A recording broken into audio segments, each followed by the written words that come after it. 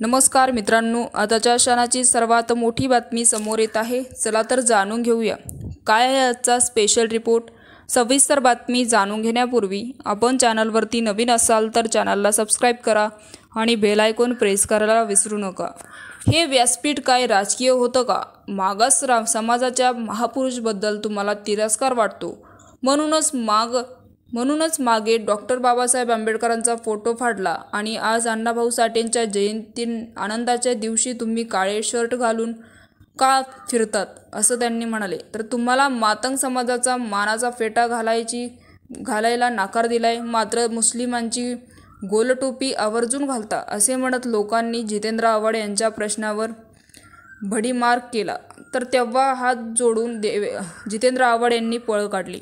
तर चेंबूर सुमन नगर येथील दरवर्षी अण्णाभाऊ साठेंच्या जयंतीनिमित्त मोठा कार्यक्रम असतो। सर्वपक्षीय नेते, समाजकारणी, विचारवंत वगैरे येथे साहित्य सम्राट अण्णाभाऊ साठेंना अभिवादन करण्यासाठी येतात आणि आज दिनांक 1 ऑगस्ट रोजी ही जयंतीनिमित्त लोकशाहीर अण्णाभाऊ साठेंच्या प्रतिमेला अभिवादन आणि विचार प्रतिभेचा जागरण करण्यासाठी मान्यवर येथे उपस्थित होते। तर जितेंद्र आव्हाड आले होते तेथे आणि मान्यवरांच्या व्यासपीठावर मनोगत व्यक्त करतात।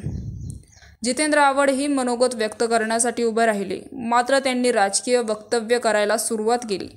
राहुल गांधीची जात संसदेत विचारली गेली। 3 महिन्यांनी हे सरकार पडेल, आम्ही सत्तेत येऊ असे त्यांनी म्हणाले। त्यांनी समाजाच्या व्यासपीठावर संपूर्ण राजकीय वातावरण निर्माण करण्याचा प्रयत्न केला। त्यामुळे उपस्थित असलेल्या समाज बांधव संतपले आणि त्यांनी आव्हाडांना प्रश्न केला की हे व्यासपीठ काय राजकीय आहे का?